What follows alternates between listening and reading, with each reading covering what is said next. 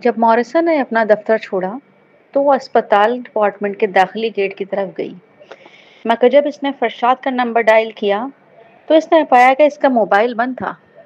وہ جھجلا سی گئی۔ جب وہ واپس جانے کے لیے مڑی تو اسے راستے بند کرتے ہوئے 100 اہلکار نظر آئے۔ ماریسا نے آنکھیں تنگ کی اور دونوں طرف گھور کر کہا، آپ لوگوں کی جرت کیسے ہوئی؟ کیا آپ نے مجھے روکا؟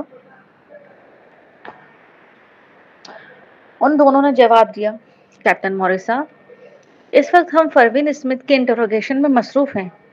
آپ انٹروگیشن یونٹ سے نہیں ہیں، اس لیے آپ کو اپنے دفتر میں داخل ہونے کی اجازت نہیں ہے۔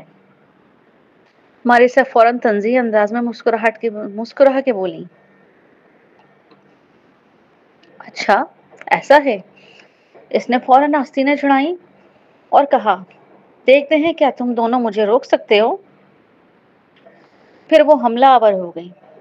کچھ ہی دیر میں اس نے دونوں افسران کو فرش پر پٹک دیا۔ تب جا کر موریسا نے اپنے ہاتھ جھاڑے اور آگے بڑھنے لگی، تاہم دروازے پر کھڑے دوسرے لوگوں نے پھر سے اس کا راستہ روک دیا۔ ماریسا نے ان کی طرف گھور کر کہا، کیا آپ واقعی میرے خلاف جانا چاہتے ہیں؟ وہ چند ایک دوسرے کی طرف دیکھا۔ آخر کار انہوں نے آہ بھرتے ہوئے کہا، کیپٹن موریسا، ہمیں ایک کام سونپا گیا ہے۔ ہم انٹروگیشن سے متعلق تمام احکامات پر بلا شرط عمل کریں گے۔ ماریسا وہ غصے سے چک چک ہو گئیں۔ انہوں نے ٹھنڈی ہنسی نکالی اور کہا، ٹھیک ہے، پھر آؤ اور مجھے آزماؤ۔ مگر جیسے ہی اس نے یہ کہا، فروین کی پرسکون اور بے تاثیر آواز کمرے سے آئی، چھوڑ دو۔ حیرت زدہ ہو کر ماریسا نے اس کی طرف دیکھا۔ 100 اہلکاروں کے درمیان کھڑی فروین نے کہا، اگر آپ واپس آئیں گی تو بس میرا ساتھ لے کر حراست میں رکھی جائیں گی۔ باہر زیادہ آرام دہ ہے، کیوں نہ ابھی گھر چلی جائیں؟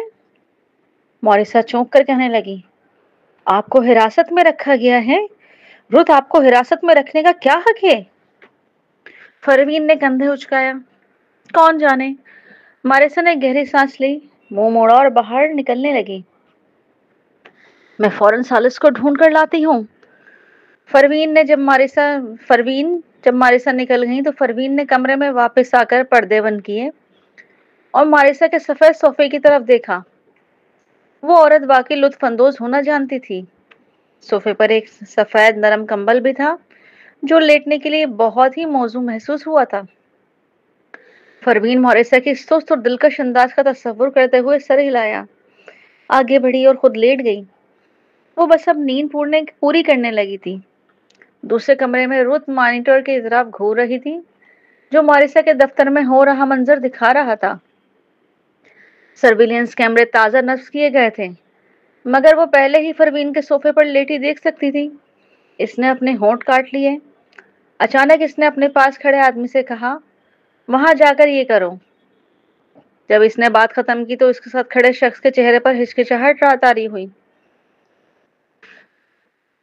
رت، کیا یہ مناسب نہیں ہوگا؟ فروین بھی تو اسپیشل ڈپارٹمنٹ کی رکن ہے۔ کیا تم اسے ابھی بھی اسپیشل ڈپارٹمنٹ کا حصہ سمجھتے ہو؟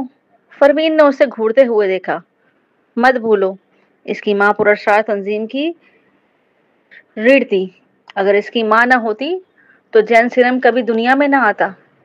ان برسوں میں کتنے لوگ جین سیرم کی وجہ سے مرے اور کتنے بچوں کو انسانی تجربات کے لیے اغوا کیا گیا تھا۔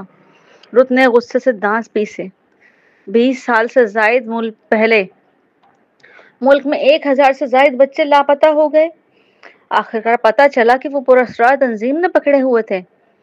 انہوں نے بچوں پر بے رحم غیر انسانی تجربات کیے اور اسی کے بعد جین سیرم تیار ہوا۔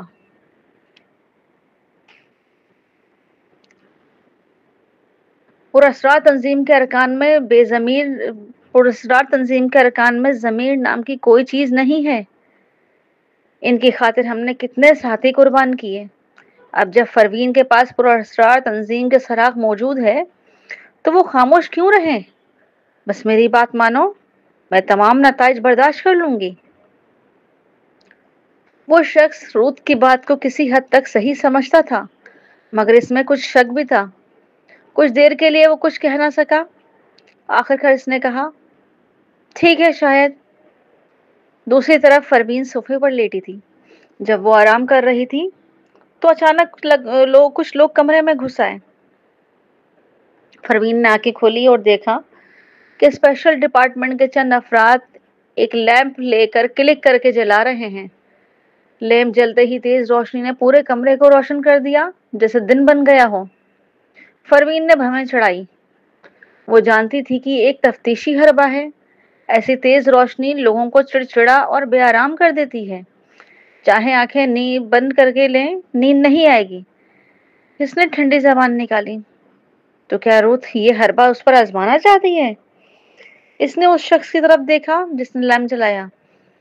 आदमी इसे देखकर राजी करने के लिए कोशिश की। मिसेस स्मिथ, अपनी माँ ने जो आपको छोड़ा है वो हमें दिखा दीजिए। अब जिद मत करें।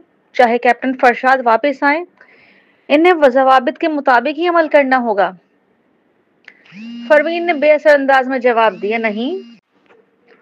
उस आदमी ने आह भरी और कमरे से चला गया।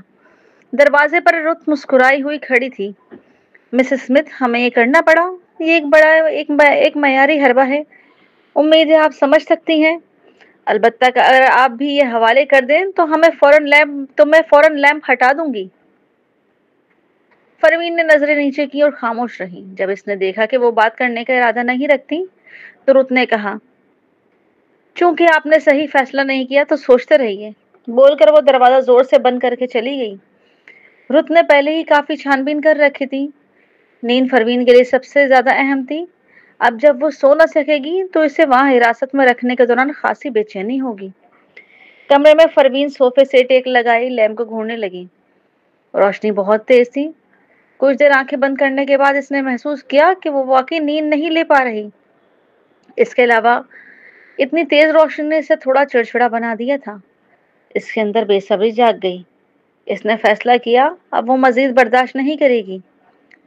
इब्तिदा में परवीन ने सोचा था, अगर जब वाज़ेह था कि रुत इसके साथ मुश्किल कर रही है, मगर वो वाकई जवाबित के मुताबिक अमल कर रही है। मुश्तबा अफराद की तफ्तीश के बाद और ये मालूम होने के बाद कि पुरस्कार तंजीम का सबसे बड़ा रुकन जमरुद है, तो वाकई परवीन की तफ्तीश कर सकती थी। मगर परवीन कोई आम शख्स नहीं थी। वो इस स्पेशल डिपार्टमेंट की अंदरूनी एहलकार थी। अगर वो वाकई इसे तफ्तीश करना चाहती थी तो इन्हें पहले फरशाद से इजाजत लेनी चाहिए थी। आखिरकार वही थी जिन्होंने खास तौर पर फरशाद ने भर्ती की थी। जब रुत ने हिरासत में रखा और इसे जाने से मना किया तो वो इससे समझ सकती थी और ये सोच सकती थी कि रुत ये कदम इसलिए उठा रही है कि मौका पाकर वो फरार न हो जाए।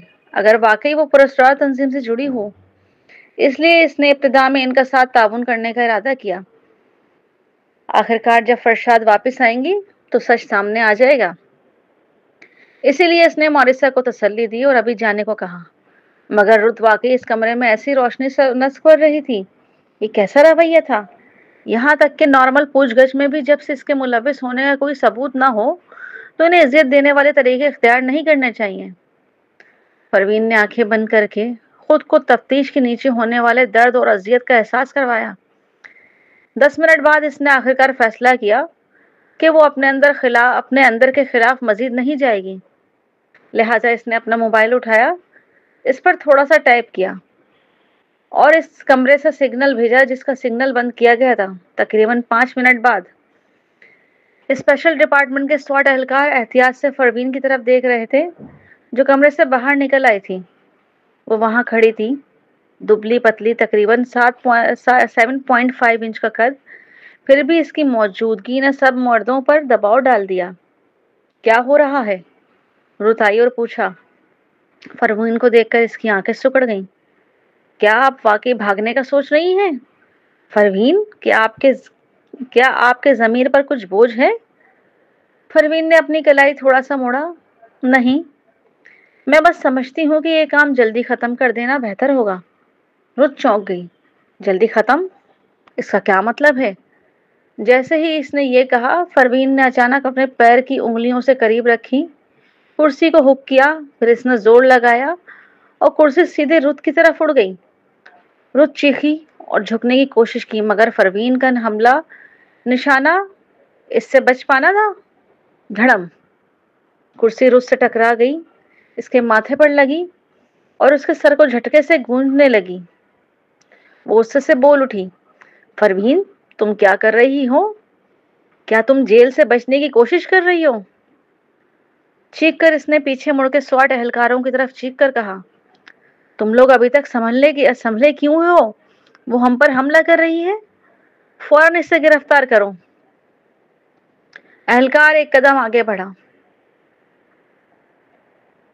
जैसे ही वो हमला करने वाले थे, परवीन ने अचानक अपना मोबाइल निकाला।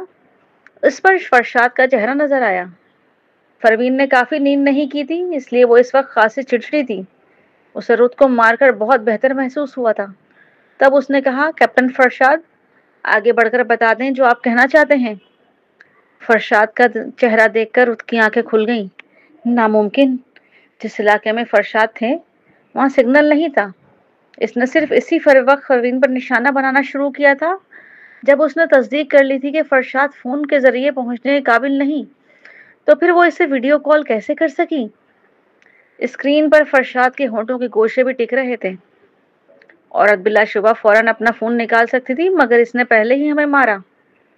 खैर छोड़ो, फरशाद ने खांसी की और कहा, परवीन वो शख्स है जिसे मैंने खास तौर पर भर्ती किया। स्पेशल डिपार्टमेंट में भर्ती करने से पहले मैंने इसके बारे में हर चीज की मुकम्मल तफ्तीश कर ली थी। इसका पुरस्कार तंजीम से कोई ताल्लुक नहीं है। इसके अलावा मैं इसे ट्रूमैन येल के साथ इसके राब्ते से मुसलसल बाखबर रहा था। यही राब्ते ही थे जिसकी वजह से हमें इसका ठिकाना मालूम हुआ और हमने इन मुश्तबा अफराद को गिरफ्तार किया। उसकी बात ने सबके सामने वाजे कर दिया हकीकत क्या है। स्पेशल डिपार्टमेंट के इंटेरोगेशन यूनिट के अरकान फौरन समझ लिया कि इन्हें परवीन की मजीद तफ्तीश करने की जरूरत नहीं है। स्पेशल डिपार्टमेंट के लोगों को परवीन के बारे में जाती जज्बात नहीं रखते थे। वो बुनियादी तौर पर ठंडी और दूर रहने वाली नौयत की थी। अगरचे वो महकमे में एक ओहदा रखती थी, मगर वो शाजो नादिर दफ्तर आती थी।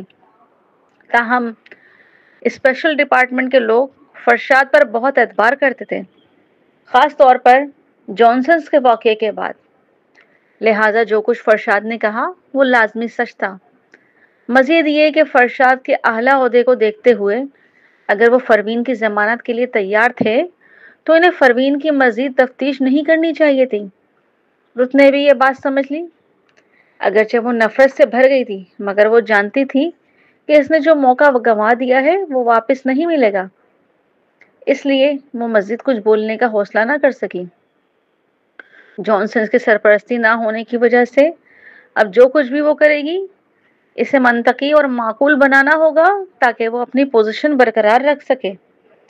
इसलिए इसने कहा, जब कैप्टन फरशाद ने ऐसा कहा है तो मिस स्मिथ जा सकती हैं। ताहम इसकी माँ इस केस से जुड़ी है, इसलिए समझदारी यही है कि मिस स्मिथ तहकीकात से दूर रहें ताकि शुकूक व शबाहत पैदा ना हो। लिहाजा कैप्टन फरशाद, क्या मिस स्मिथ इस केस में मजीद मुतल्लिका इंटरोगेशन में हिस्सा लेना बंद ना कर देंगी? चाहे वो इसे नीचे दिखा सके, मगर इसे दूर तो कर सकते थे। फरशाद ने अभी तक कुछ भी ना कहा था कि परवीन ने खुद कहा, ठीक है। परवीन ने सुस्ती से इन लोगों को देखा जो उसके सामने खड़े थे। सच पूछें तो ऐसे लोग वाकई टीम के माहौल में शामिल नहीं हो पाते जो वो आधे रास्ते में शामिल होते हैं। मजीद ये कि वो हमेशा अकेली आती और अकेली जाती रही थी। स्पेशल डिपार्टमेंट में इस अरसे के दौरान इसे कभी किसी तरफ से खुसूसी तवज्जो महसूस नहीं हुई। इसे जो मिला वो सिर्फ दबाव और पाबंदियां थीं। वो काफ़ी अरसे पहले ही महकमा छोड़ना चाहती थी, मगर परवीन ने आगे कहा, मुझे जाने से पहले इन लोगों का इंटरोगेशन करने दें। जब मैं यकीन कर लूँ कि वो ये सच कह रही हैं तब मैं चली जाऊंगी। इसकी माँ वाकई पुरस्कार तंजीम से जुड़ी हुई थी, वरना वो इसे कभी ना कहती कि छुप कर रहो, वक्त का इंतज़ार करो और नुमाया ना हो, ताकि पुरस्कार तंजीम की तवज्जो तुम पर ना आए और तुम अपने आप को खतरे में ना डाल दो। مگر اگر اس کی ماں واقعی پراسرار تنظیم کی لیڈر تھی تو پھر وہ نیو یارک سے فرار ہونے کے بعد بیرون ملک کیوں نہیں گئی اور پراسرار تنظیم سے کیوں نہیں ملی، جبکہ پراسرار تنظیم نے ٹرومین کو ایسی جگہوں پر منتقل کرنا ممکن بنا دیا تھا جہاں کسی کو معلوم ہی نہ ہوا ہو، تو کیا ان کے لیے اس کی ماں کو کہیں اور منتقل کرنا مشکل نہ ہوتا؟ مگر انہوں نے ایسا نہیں کیا۔ نہ صرف انہوں نے ایسا نہیں کیا بلکہ زمرد خود کیلیفورنیا چلی گئیں، جہاں اس نے اپنی زندگی کے باقی دن گزارے۔ اس کے اوپر اس نے مہر کاظم جیسا تھوڑا سا بدماش آدمی سے شادی بھی کر لی اور خود کو اس کے سپرد ہو گئی۔ ضرور کچھ ٹھیک نہیں تھا۔ جب وہ سوچ رہی تھی تو روت نے طنزیہ لہجے میں بولی، مس اسمتھ، میں نے ابھی یہ سب کہہ دیا تھا۔ اگر آپ مجھ پر بھروسہ نہیں کرتی تو کیا آپ بلیک کیٹ پر بھروسہ نہیں کریں گی؟ جو انٹروگیشن کا منصوبہ میں نے بلیک کیٹ کے ساتھ بنایا ہے وہ غلط ہو ہی نہیں سکتا۔ Black cat? ہاں، اسپاٹ لائٹ کے واقعے کے بعد وہ اس بات سے سخت ناگواری محسوس کرتی تھی کہ وہ عورت اسے دکھاوا کرنے کے لیے استعمال کر رہی تھی۔ پروین کے ہونٹوں کے گوشے اچانک مسکرائے اور طنزیہ انداز میں بولی، کیا آپ واقعی بلیک کیٹ کو جانتی ہیں؟ رت نے فوراً تھوڑی اٹھا لی، بالکل، بلیک کیٹ اور میں بہت اچھی دوستیں ہیں۔ ہمارے ساتھیوں نے بھی ہمیں ایک بار دیکھا تھا جب ہم مل کر پرپوزل پر بحث کر رہی تھی۔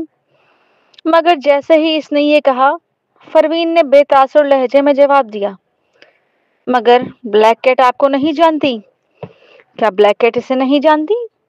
رت کی آنکھیں تنگ ہو گئیں اور اس کا سر فوراً پروین کی طرف مڑا۔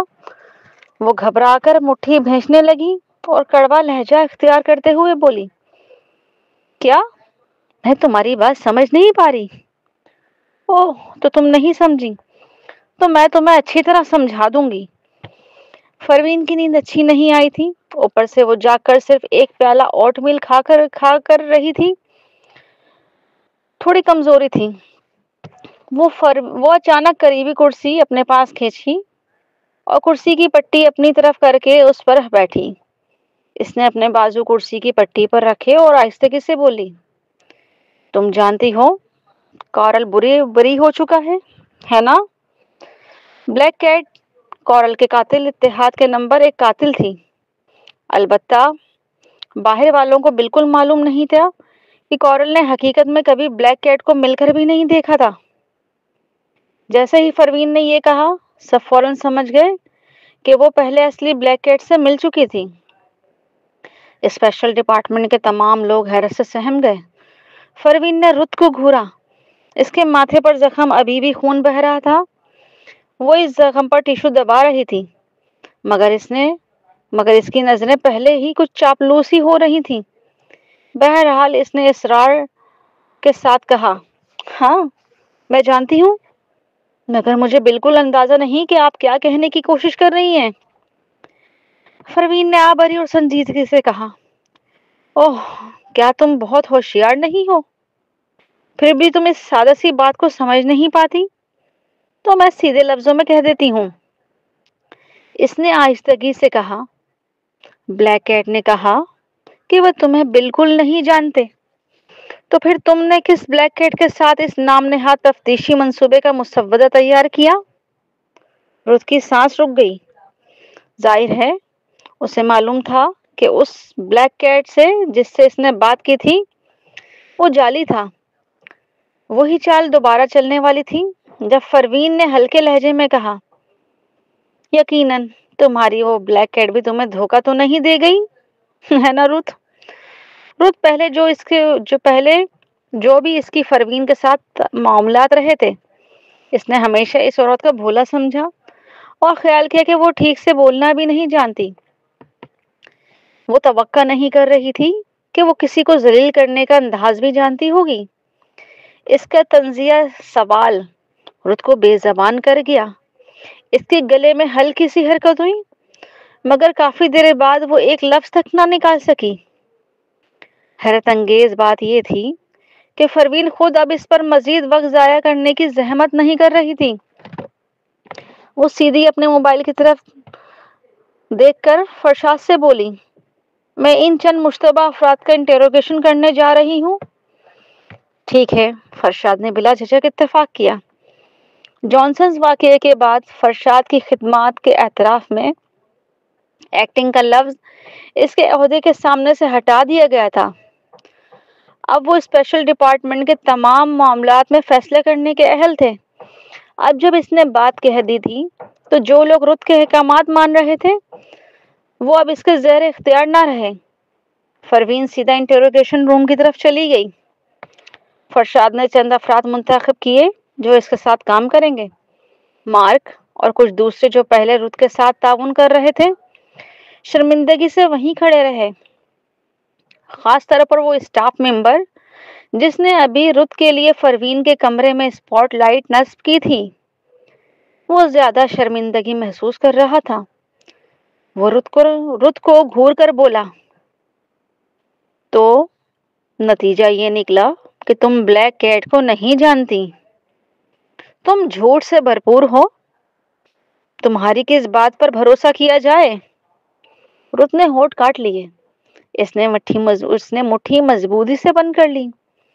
کچھ ہی دیر بعد وہ اچانک اس آدمی کی طرف دیکھ کر کاٹ کھانے والے انداز میں بولی، چاہے میں بلیک کیٹ کو جانتی ہوں یا نہیں، جو تفتیشی منصوبہ میں نے تیار کیا تھا اس سے واقعی مفید معلومات حاصل ہوئیں۔ یہی میری اہلیت کا ثبوت ہے۔ آس پاس کے لوگوں کی نظریں اچانک بدل گئیں۔ خاص طور پر ڈیمن نے فوراً کہا، پہلے میں نے سوچا تھا کہ تم جعلی کیو کے دھوکے میں آئی ہو، مگر تم نے وہی چال بار بار چلائی۔ اب تمہاری اصلیت سامنے آ گئی۔ رت جان گئی کہ وہ مزید اپنا دکھاوے کو نہیں جاری رکھ سکتی۔ اب اس کے پاس اور کچھ بچا نہ تھا۔ اس نے اپنا نقاب اتار دیا۔ اس نے گہری سانس لی اور کہا، ہاں، میں کیو یا بلیک کیٹ کو نہیں جانتی۔ میں نے سب گھڑ لیا تھا، مگر میری صلاحیت حقیقی ہے۔ اسے تفتیشی منصوبے میں بالکل کوئی خرابی نہیں۔ پھر وہ پروین کی پیٹھ کی طرف دیکھتے ہوئے اس کے پیچھے پیچھے چلی گئی۔ دیگر وہ لوگ بھی اس کے پیچھے چلے گئے۔ رت نے پروین کو گھور کر طنزیہ کہا، تم بس ہار نہیں مانتی ہے نا؟ تو پھر تم اس بات پر ایمان نہیں لیتی کہ یہ سب تمہاری ماں سے تعلق رکھتا ہے اور کہ تمہاری ماں پراسرار تنظیم کی دوسری کمانڈ ہے۔ اچھا تو خود جا کر ان کا انٹروگیشن کرو، دیکھتے ہیں تم ان سے کیا نکال پاتی ہو۔ اس کی باتوں میں غصہ تھا مگر ساتھ ہی اعتماد بھی تھا۔ اس کے تفتیشی طریقے قابل عمل تھے اور اصل تھے۔ اس کے علاوہ باڈی گارڈ وہ سب تھے جنہیں پراسرار تنظیم نے تربیت دیا تھا اور وہ آسانی سے تنظیم کا ٹھکانہ ظاہر نہ کریں گے۔ وہ کیسے سچ بول دیں گے؟ احمقانہ طور پر جا کر انہیں انٹروگیشن کرنا۔ پروین در حقیقت ایک آخری کوشش کر رہی تھی۔ وہ جانتی تھی جو کچھ بھی پروین کرنے جا رہی ہے وہ زیادہ تر چند اشارے ہوں گے جو اصلی بلیک کیٹ نے اسے دیے تھے۔ البتہ جب بات انٹروگیشن کی آتی ہے تو اصل شخص کا موجود ہونا لازم ہے تاکہ وہ کام کرے۔ بلیک کیٹ کی صلاحیتیں چند باتوں سے سیکھنے والی چیزیں نہیں تھیں۔ اگر ایسا ممکن ہوتا تو بلیک کیٹ ایک کتاب شائع کر دیتی۔ پھر لوگ بلیک کیٹ کی اتنی تعریف کیوں کرتے؟ بلیک کیٹ کا اپنا انداز اور الگ پہچان تھی۔ اس لیے رت کو پورا اعتماد تھا کہ پروین کی انٹروگیشن سے کوئی بات نہیں نکلے گی۔ پروین نے اسے نظر انداز کیا۔ جب وہ انٹروگیشن روم میں داخل ہونے والی تھی تو اس کے موبائل نے بیل دی۔ اس نے نیچے دیکھا تو معلوم ہوا کہ یہ واقعی ٹرومن کا جواب تھا۔ اس بار ٹرومن نے اس کے سوالوں سے کترایا نہیں۔ اس نے سیدھے انداز میں سوالات کے جواب دیے۔ اس کا سوال تھا، میری حمل کی سازش کس نے کی؟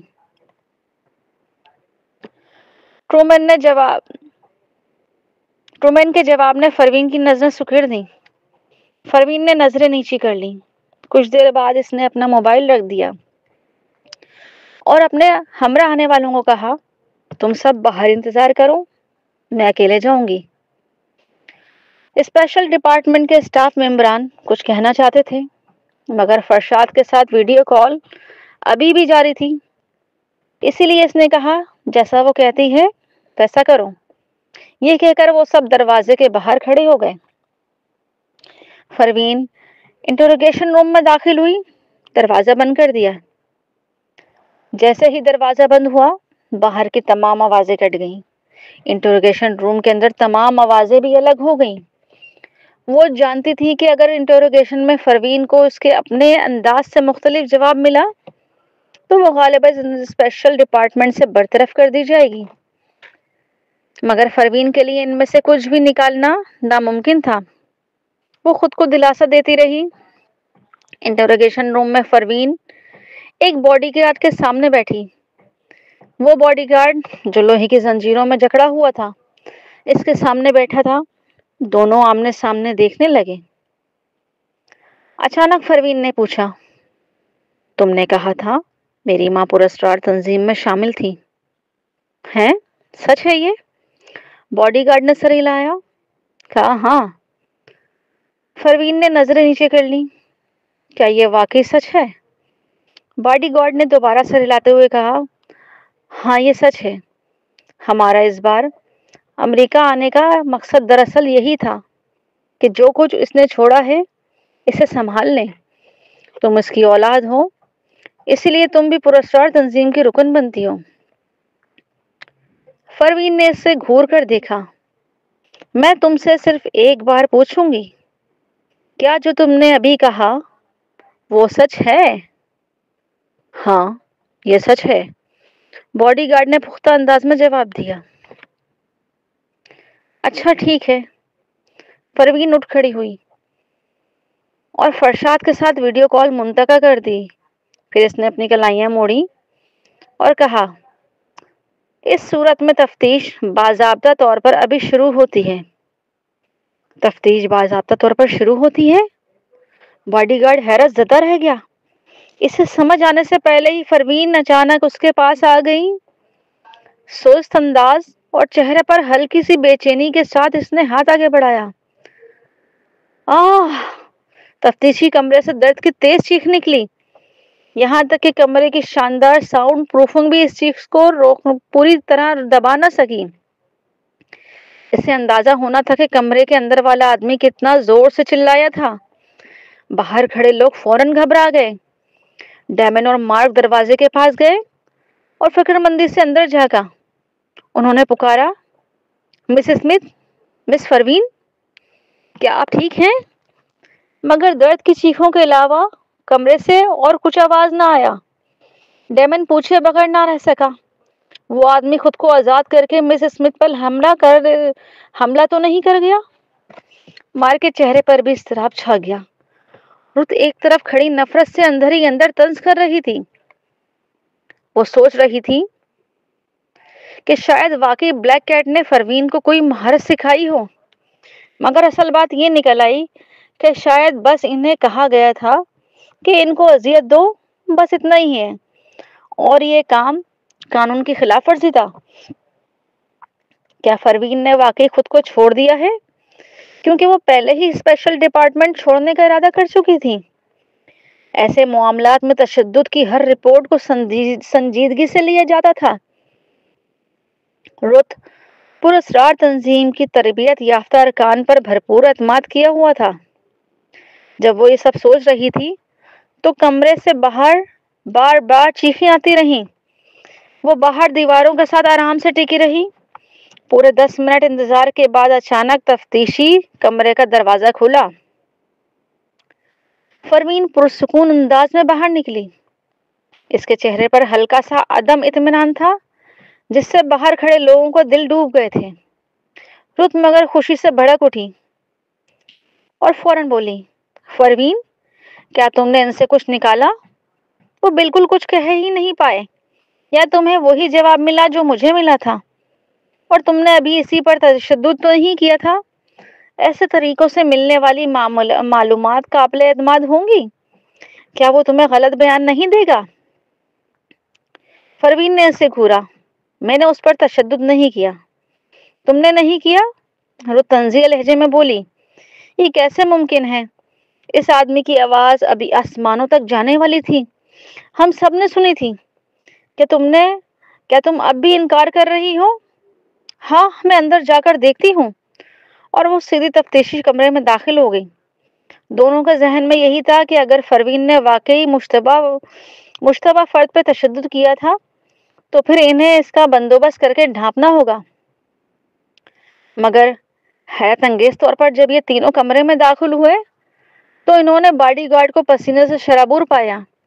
ٹھنڈا پسینہ اس کے ماتھے سے ٹپک رہا تھا، مگر وہ بالکل زخمی نظر نہیں آ رہا تھا۔ رت ہار ماننے کو تیار نہ تھی۔ وہ ایک قدم آگے بڑھی اور اس کی نبض اور علامات جانچی، مگر کچھ غلط نہ ملا۔ رت جھجک گئی۔ کیا واقعی اس پر کوئی تشدد نہیں ہوا تھا؟ پروین ہر معاملے میں اتنی پراسرار کیوں تھی؟ وہ واقعی سمجھ نہیں پا رہی تھی کہ اس نے ابھی کیا کیا۔ بہرحال رت اچانک اسے باقی مشتبہ افراد سے ملنے کی اجازت دینے کی ہمت نہ کر سکی۔ وہ ڈیمن کی طرف دیکھ کر بولی، پروین نے شاید ان سے کچھ حاصل نہیں کیا، مگر ہم نے ابھی کچھ واضح طور پر سنا تھا، اس لیے ہمیں اسے باقی مشتبہ افراد کی تفتیش کرنے نہیں دینا چاہیے۔ ڈیمن نے سر جھکا لیا۔ اس کا رت کے لیے کوئی لگاؤ نہیں تھا، اس لیے وہ ابھی بھی رت کی بات سننے کے موڈ میں نہیں تھا۔ رت مزید کچھ کہنے والی ہی تھی کہ پروین کی مدھم آواز پہلے ہی سنائی دی۔ اس نے سب کچھ اقرار کر لیا ہے، اس سے دوبارہ تفتیش کرو اور اس کا بیان حاصل کرو۔ سب؟ رت، پروین نے یہ کہتے ہوئے اندر موجود باڈی گارڈ کی طرف نگاہ ڈالی۔ اس کی محض ایک سادہ سی نظر نے اس باڈی گارڈ کو کپکپا دیا۔ وہ بھاری بھرکم آدمی جو پہلے منطقی جارحانہ مزاج تھا، ایسا محسوس ہوا جیسے وہ بالکل بدل چکا ہو۔ چونکہ رت نے پوچھا، اس نے تمہیں کیا کیا؟ اس نے تمہارے ساتھ کیا کیا تھا؟ جو بھی ہوا تھا اس کا تصور ہی باڈی گارڈ کو خوفزدہ کر گیا۔ وہ نگل کر بولا اور اچانک چیخا، میں اقرار کر دوں گا، میں سب کچھ اقرار کر دوں گا، میں سب بتا دوں گا، مجھے مزید اس تفتیش نہ کرنے دینا۔ وہ خود شیطان ہے، شیطان ہے۔